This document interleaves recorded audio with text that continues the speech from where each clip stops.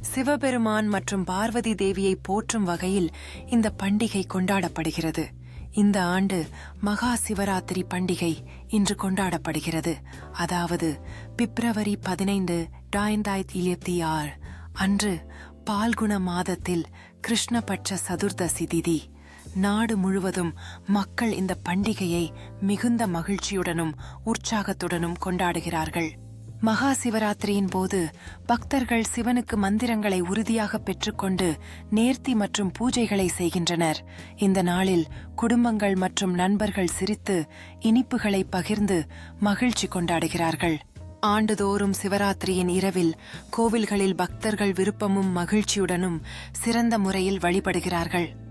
இந்நிலையில் பக்தர்கள் மற்றும் சடங்குகளை சட்டாதாரிக்கியான குருகுலங்களில் குடும்பத்தார்களுடன் சந்தித்துக் கொண்டு கொழும்பு வண்ணங்கள் மற்றும் தீபங்களின் ஒளியால் நிரம்பிய நாளில் ஒரு இனிமையான அனுபவத்தை ஏற்படுத்துகிறார்கள்.